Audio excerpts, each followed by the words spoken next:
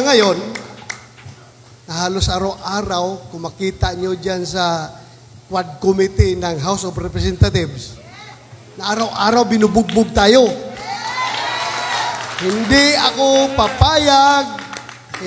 papayag na tayo'y bubugbugin na lang na forever. Lalaban tayo. Kaya nga tama ngayon, PDP laban. Laban kahit na araw-araw tayong ginigipit, araw-araw tayong sinisiraan, araw-araw tayong inuupakan, laban pa rin. Laban pa rin. Hindi tayo atras dito. As I have said, temporaryo lang yan. Bilog ang mundo. Bilog ang mundo. Iikot ang mundo. Iikot ang mundo. Kaya yung mga tao na yan na nanggigipit sa atin ngayon, hindi man ugali ng tatak Duterte, hindi man tatak Duterte yung re-respect. Wala yan. Never yan. Since day one ng aking pagkakilala ng Duterte brand of leadership, hindi ko talaga naramdaman na ginagamit yung kaniyang official capacity para risbakan yung kanyang mga political enemies. Never! Kaya, paano natin sila risbakan? Just in case, tayo'y mag-survive 2025, matawid namin ni Senator Bongo, ni Philip Salvador, at kung sino pang sasama sa ating partido, pag matawid natin ang 2025, ipakita natin na tayo'y tumakbo, naging politiko, para magserbisyo at gumawa ng maayos, hindi para manira ng kapwa. Yun lang ating hinahangad. Kaya sana, with the help of each and every one of us here, andito sa loob ng bulwagang ito, ipakita natin yung pamamaraan ng ating partido na PDP. Ang tanong sa iyo kanina, sinabi mo, meron kang $200,000 because you earned that where? Yun ang tanong ko. Opo, Your Honor. Oh, ngayon naman, opo ka na. Meron totoong $200,000. Opo, Your Honor. Okay. Saan mo nakuha yung $200,000? Yung kalahati po noon, Your Honor, sahod ko po na-accumulated as police attaché. Okay. As police attaché, $100,000. Kalahati, kamo, di ba? Opo, Your Honor. So, how much are you getting every month as a police attaché? $8,000, Your Honor. So, accumulation itong $100,000. Yes, Your Honor. Ilang years ka na-assign? 3 po, Your Honor. So, sa 3 taon, naka-accumulate ka ng $100,000. Opo, Your Honor. O, yung $100,000 na extra. Sa mga negosyo ko po dito, Your Honor. So, lahat ito, in-accumulate mo in a span of 3 years. Hindi po, Your Honor. Huwag ka na lumayo doon. Kaya nga ang tanong, saan galing yung $200,000? Sinabi mo, kalahati noon, galing sa sweldo mo as police attaché because you're earning $8,000 per month. Sabi mo, ha? Yes, Your Honor. Kasi i-accumulate mo yung 3 years mo as police attaché, ang ibig sabihin nun, kinita mo yung $100,000, hindi ka gumastos? Gumastos po, Your Honor. O, kita mo, ang labo ng sagot mo. Pakiayos nga, I just want to get the transcript, ha? Babalikan kita mamaya, Colonel. Sige. Kailan ka pa nasa doon sa US? 2020. And you earned that much, $200,000. Hindi po, Your Honor. Oh, saan ang galing? Kalahati po noon, Your Honor. So, $100,000. I am, our salary there, Your Honor, allowances. Hindi nga yan. 8,000, Your Alam Honor, mo, per Colonel, month. 8,000 per month. Ulitin ko yung tinanong ni Chairman Dan, ha? Sabi niya, meron kang $200,000, di ba? Is that correct? Hindi po ang ganyan ang pagkasabi niya, Your Honor. O sige, sabihin mo sa akin kung ano niya sinabi niya. Sige, sabihin mo sa akin. Kung magkano po yung aking binayad doon sa aking share na 20%, Your Honor. Hindi yun, ikaw naman. Gusto mo, Secretariat, can we get the records, the transcript during that time when he answered that question, ha? Colonel. Yes, sir. Makinig ka, ha? Ang tanong sa iyo kanina, sinabi mo, meron kang $200,000 because you earned that where? Yun ang tanong ko. Opo, Your Honor. Oh, ngayon naman, opo ka na. Meron, totoong $200,000. Opo, Your Honor. Okay. Saan mo nakuha yung $200,000? Yung kalahati po noon, Your Honor, sahod ko po na accumulated as police attaché. Okay, as police attaché, $100,000. Kalahati, kamo, di ba? Opo, Your Honor. So, how much are you getting every month? as a police attaché. $8,000, Your Honor. So, accumulation itong 100,000. Yes, Your Ilang Honor. years ka na-assign? 3 po, Your Honor. So, sa 3 taon, naka-accumulate ka ng $100,000. Opo, Your Honor. O, yung $100,000 na extra. Sa mga negosyo ko po dito, Your Honor. So, lahat ito, in-accumulate mo in a span of 3 years. Hindi po, Your Honor. For my... Gulo mo kausap eh. Alam mo, ang gulo mo kausap eh. $200,000 lang pinag-uusapan natin. Huwag ka na lumayo doon. Kaya nga ang tanong, saan galing yung $200,000? Sinabi mo, kalahati nun galing sa sweldo mo as police attaché because you're earning $8,000 per month. Sabi mo ha?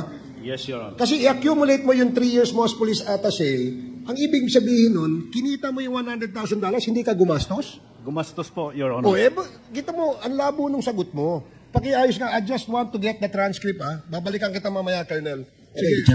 Chairman, follow up lang ako dun sa mga years. Confidential short lang. Colonel, kailan ka ba na-assign dun sa US? 2020 po, Your Honor. 2020 month. Anong buwan? Anong buwan? August po, Your Honor. August, so half of 2020. Now, when was the Noy Pitch was established? Las Vegas? 2021, Your Honor. 2021. Of what month? Nag-start po, Your Honor, December. December. Oh, December 2021. In short, from 2020 to 2021, yun yung na-accumulate mo in the 3 years of your salary and your allowances. Eto ba't tumatras ka? Tinatanong kita. Do you confirm? Kasi yung data mo is 2020 August, tama? Yes, Your Honor. Oh, you were signed now. Yung Noy Pitch was established December of 2021. So, ilang buwan lang yun? Yes, Tama? Yes, Your Honor. Oh, bakit sinasabi mong half? Half of your salary. I will submit the... Hindi, you're lying. Huwag kang magsinungaling, Colonel. Alam mo dito, yung mga tao dito, yung committee bobo, na hindi pwedeng isa-isahin. You have said on record, when you asked by Chairman Barbers, that half of the $200,000 came from your salary. And your salary, 2020 August, you started there, being assigned, at 2021, hindi ko pa sinasabi yung expense mo. Yung expenses mo. Paano magiging half of that? How can you earn 100,000 a month for just 1 year? Or less? You're lying. Mahigit po, Your Honor. Ano mahigit? Sige nga, pintayin mo nga. Alam mo, yung 3 years mo, kung tama yung sinasabi mo, that's only 288,000. Yes, Your Honor. Oh, but you started August 2020 and December 2021, saka kayo bumukas. Oh, yung expense mo lahat-lahat. Oh, who are those Ito, Colonel, marami pa kaming tatanong sa iyo. If, in the next topic, pag nagsinungaling ka, baka mapakontem ka. I'm very willing, Your Honor. Oh, you're very willing. Okay.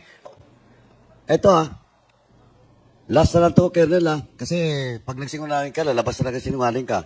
Ito so magkano talaga? 8,000 ba galing dito? Yung salary mo? Mahigit pa ho, Your Honor, kasi yung sahod ko pa ho as colonel dito, Your Honor. Hindi, yung payslip mo, mayroon ka? Meron naman po kami lahat. So what is your gross? Gross? 8,000? US? Yan po yung aming allowance as police. Hindi nga, ang total mo ang kinikita. Ikaw, you're evading. Hindi ko pa nilalabas yung isang tao. O magkano talaga? Yung 28,000, salary grade 28 po ng Colonel, Your Honor, plus yung aming allowance. Magkano nga? 8,000 nga po, Your Honor. Total. Sahod. So less. May withholding, di ba? Magkano withholding mo? Kami dito sa Congress, we're just 32% na kami. Mas maliit pang sahod namin sa kinikita mo.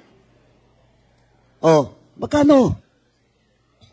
Hindi ko po memorize yung sa sahod ko po as colonel. Magkano ang pinapadala sa iyo? Nadet. Sino ang nagpapadala sa iyo? The budget and fiscal office po ng... Are you sure? Yes, Your Honor. Sigurado ka? Yes. Congressman Acop?